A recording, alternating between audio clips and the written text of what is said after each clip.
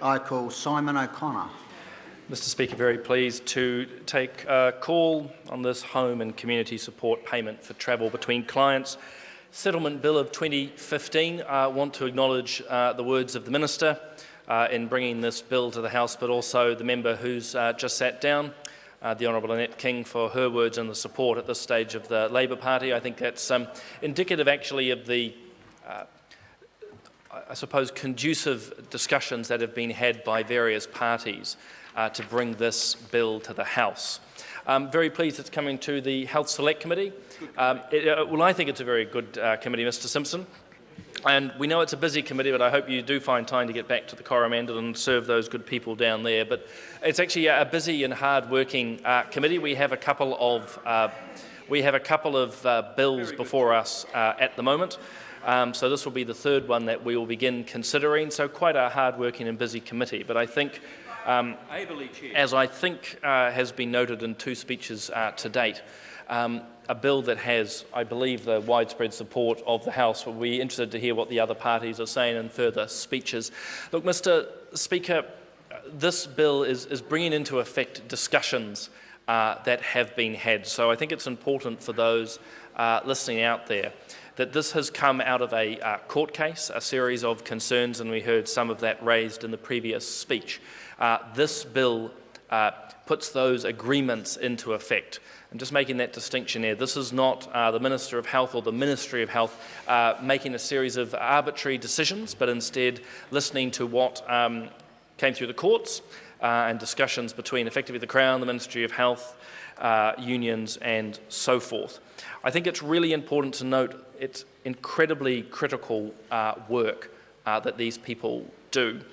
I don't proclaim to have or claim to have huge experience in this area other than a couple of years, sort of, if you like, providing home help to people in Fiji. There was no need for transport costs, mainly because you had to walk between villages and everywhere. But I think it's just a small hint of appreciation for the enormous good work that these people do, caring more often than not for our most vulnerable in society. And I think we've provided ourselves with a very good outcome here, that not only are we acknowledging the work, but also, as was pointed out through the court case, that transport in between clients is work as well and should be covered. But I think importantly, and it was mentioned several times by the Minister, this has to be something that's sustainable. And I think that's been part of the negotiations since April, to come to a way of providing adequate recompense that all parties can agree to, but importantly recompense that is sustainable into the future. And the Minister did note that the government in Budget 2014 has put, I think it's about $96 million into this, with a further, I think, $14 million. So money is there, but it's been important to bring all those parties together. So again, Mr Speaker, this is a bill to bring into effect the discussions that have been had. And I think, as chair of the committee, just want to acknowledge the hard work that has clearly gone on. Clearly, yes, the Honourable Ruth Dyson was having a moment where she couldn't remember who the chair was, so I thought we had better indulge her.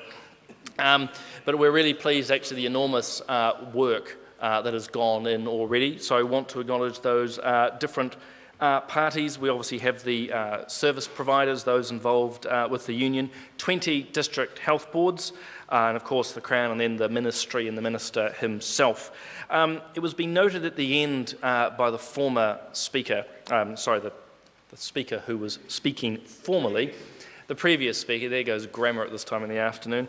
It's a two-staged process that we're looking at. There's going to be two series of payments, one that effectively kicked in from the 1st of July this year, and that recompense will run through till the 29th of February next year, so a leap year clearly.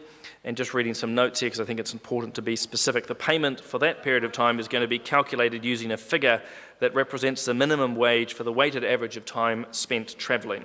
Then from the 1st of March 2016, an ongoing regime will be in play. I think at least a minimum of 50 cents around transport costs, but again to try and reflect some of the costs involved with travel to provide that enormous support. So, Mr Speaker, very pleased that this bill is here, bringing effect to those negotiations. Very pleased that the Health Committee will have it. but can I end as I started by thanking those people who work in the homes and in the community to support our most vulnerable, to say thank you for the tremendous work you do, and we look forward to progressing this through the House.